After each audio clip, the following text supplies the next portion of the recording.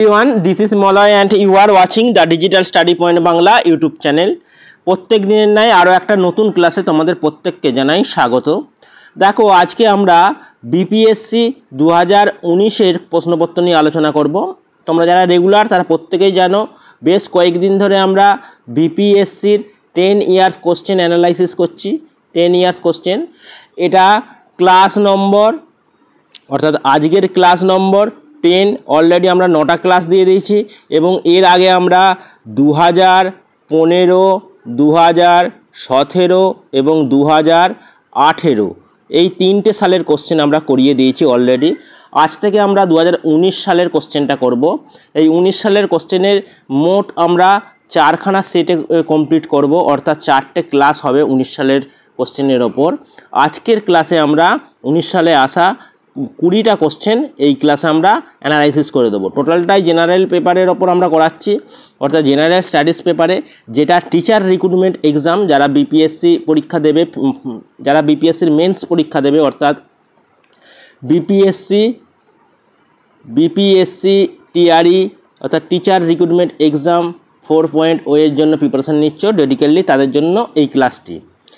চলো বেশি দেরি না করে আজকের ক্লাসের প্রথম প্রশ্নটা আমরা দেখে নিই। তার সাথে বলে রাখি, যারা রেগুলার চ্যানেলটি ফলো করো বা নতুন ভিজিট করলে তাদের প্রত্যেককেই বলবো চ্যানেলটি সাবস্ক্রাইব করে রাখো নিত্য নতুন চাকরি সংক্রান্ত সমস্ত ধরনের আপডেট ও ক্লাসগুলি পাওয়ার জন্য। চলো আজকের ক্লাসের প্রথম প্রশ্নটা দেখে নিই। তার সাথে বলে রাখি, যারা বিপিএসসি পরীক্ষা দিচ্ছ না বা অন্যান্য পরীক্ষার জন্য প্রিপারেশন নিচ্ছ, প্রত্যেকের জন্যই কিন্তু এই জেনারেল স্টাডিজ পেপারটা, প্রত্যেকটা চাকরির পরীক্ষায় এই কোশ্চেনগুলো অত্যধিক গুরুত্বপূর্ণ, কারণ এটা প্রিভিয়াস ইয়ারের কোশ্চেন, মানে যে কোনো না যে কোনো চাকরির পরীক্ষায় এগুলো কোশ্চেনগুলো রিপিট হয়। তোমরা প্র্যাকটিস আকারে অবশ্যই এই ক্লাসটা দেখতে পারো। দেখো আজকের ক্লাসের প্রথম প্রশ্ন, which of the following is known as লাফিং গ্যাস? লাফিং গ্যাস নামে পরিচিত কোনটি?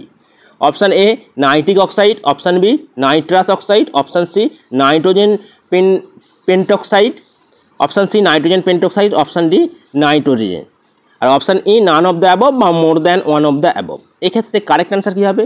এই প্রশ্নের সঠিক অ্যান্সার হয়ে যাবে নাইট্রাস অক্সাইড। নাইট্রাস অক্সাইডকে আমরা লাফিং গ্যাস নামে চিনি, তাহলে option B is the correct answer. Next দেখো question number 2, which of the following is not type of element? Element নয় কোনটি?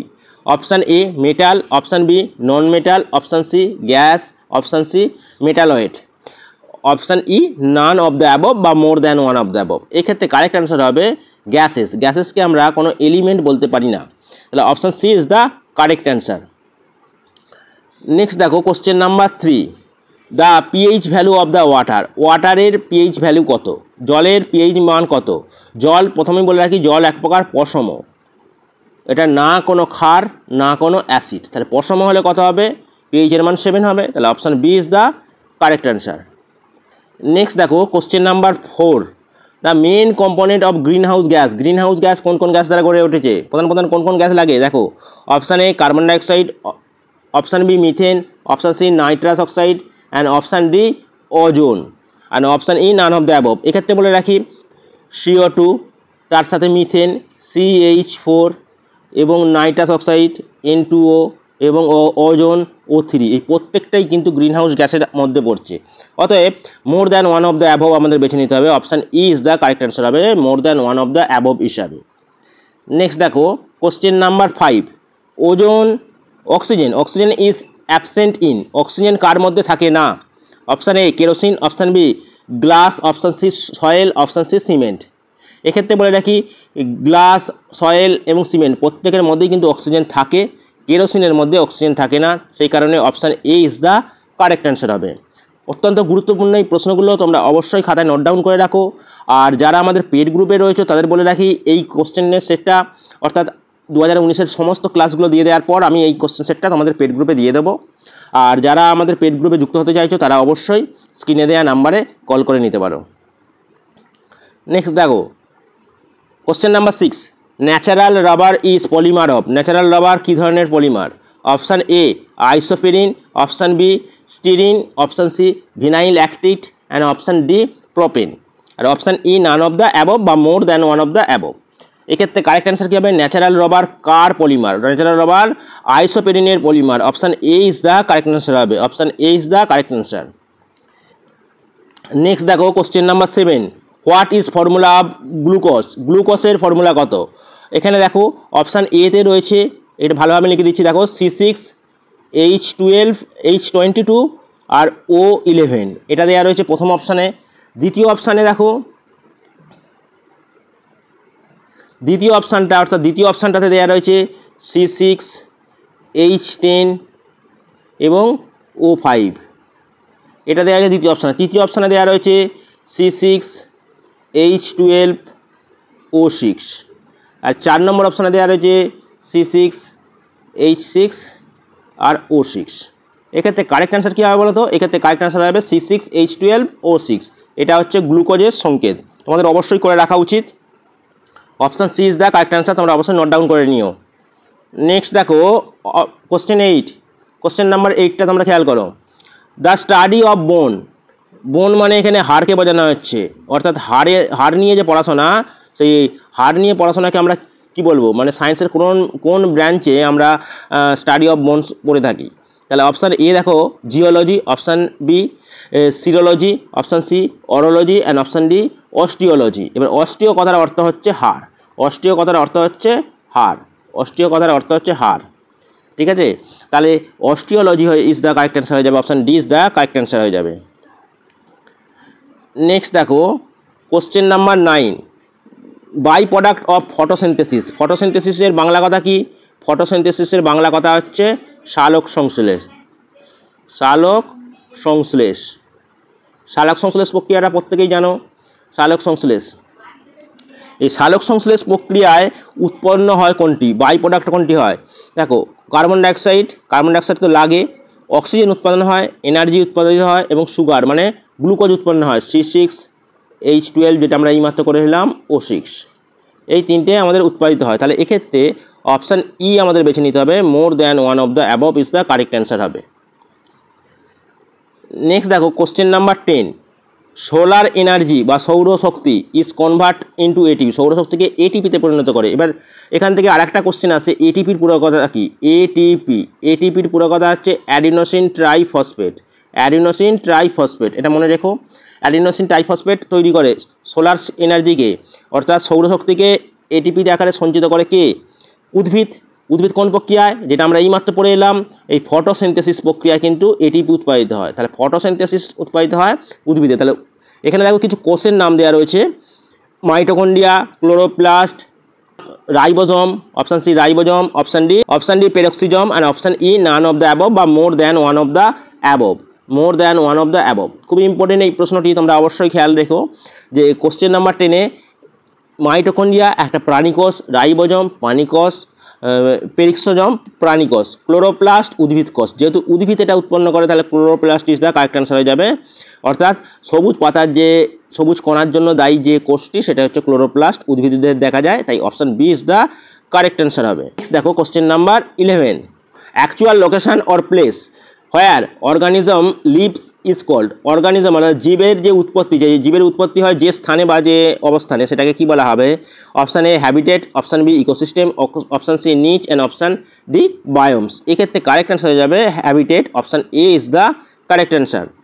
নেক্সট দেখো question number 12, the interaction between algae and fungi, algae এবং ফাঙ্গির যে ইন্টারাকশান হয় from lichen is called, algae এবং fungi মিলে যে লিচেন তৈরি হয় যে ইন্টারাকশানের ফলে, সেটিকে আমরা কি বলবো? প্যারাসাইটিজম, বি দেখো মিউচুয়ালিজম, অপশান সি দেখো commensalism, option C conversation, option E none of the above বা more than one of the above. এক্ষেত্রে কারেক্ট অ্যান্সার কী হবে? এক্ষেত্রে কারেক্ট অ্যান্সার হবে mutual, option B is the correct answer হবে mutualism, option B is the correct answer. Next দেখো খুব important একটা প্রশ্ন, বহুবার এটা কোশ্চেনটা আসে বিভিন্ন পরীক্ষায়, বিপিএসসিতে টিআরই এক্সামেও এসেছে। দেখো অরিজিন অফ পিসিস, এই অরিজিন অফ পিসিস এই বইটি কার লেখা? এই বইটি কার লেখা? Option A Linnaeus, C Lamarck, option C Mendel আর অপশান ডি ডারউইন। আমরা প্রত্যেকেই জানি এক্ষেত্রে সঠিক আনসার হয়ে যাবে অপশান ডি ডারউইনের লেখা অরিজিন অফ স্পিসিস। নেক্সট দেখো question number 14, what is the bond order of CO, carbon monoxide, CO মানে কার্বন মনোক্সাইডটা কোন বন্ডের সাথে যুক্ত হয়? এক্ষেত্রে অপশান হয়ে যাবে ডি, অপশান ডি 3টি বোন দ্বারা যুক্ত হয় CO।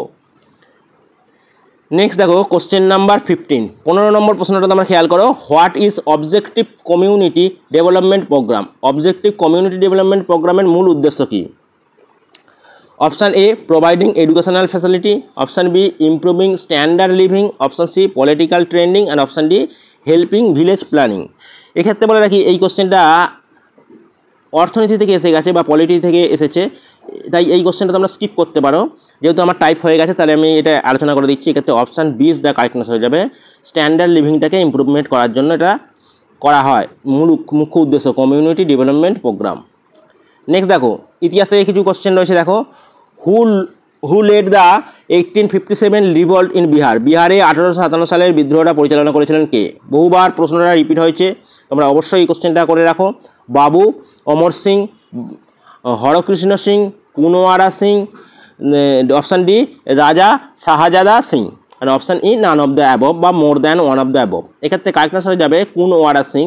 এই কুনওয়ারা সিংয়ের উপাধি বা এর টাইটেলও বাবু বলা হয়, একেও আমরা বাবু বলে নামে চিনি। তাহলে কুনওয়ারা সিংয়ের যে টাইটেল সেটাও বাবু, এখানে থেকে অমর সিংকে বাবু আকারে দেওয়া রয়েছে, সেই রকম বাবু কুনওয়ারা সিং এটা অ্যাকচুয়াল কারেক্ট অ্যান্সার হবে।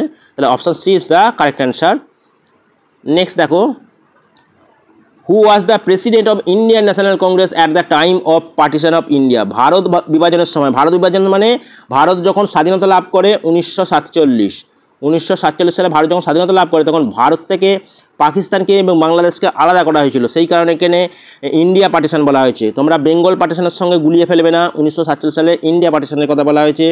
সেই সময় অর্থাৎ ভারতের স্বাধীনতা লাভের সময় প্রেসিডেন্ট কে ছিল? Option A JB Kripalani, option B Jawaharlal Nehru, option C Maulana Abul Kalam Azad, option D C Rajagopalachari, আর option E none of the above বা more than one of the above. এক্ষেত্রে কারেক্ট অ্যান্সার হয়ে যাবে option E JB Kripalani. Option A is the correct answer. 17 নম্বর প্রশ্নের সঠিক answer option A. Question number 18 দেখো Sarabandi campaign of 1922 was led by? 1922 সালে সারাবন্দি ক্যাম্পেইনটা পরিচালনা করেছিলেন কে বা কার দ্বারা পরিচালিত হয়েছিল? Option A Chittaranjan Das, option B Sardar Vallabhbhai Patel, option C Rajendra Prasad and option D Lala Lajpat Rai, আর option E none of the above বা more than one of the above. এক্ষেত্রে কারেক্ট অ্যান্সার কী হবে? সর্দার বল্লভভাই প্যাটেল। সর্দার বল্লভভাই প্যাটেলের দ্বারা সারাবন্দি ক্যাম্পেইনটা চালু হয়েছিল। নেক্সট দেখো কোশ্চেন নাম্বার 19, 1930 সালে from where Mahatma Gandhi started civil disobedience movement.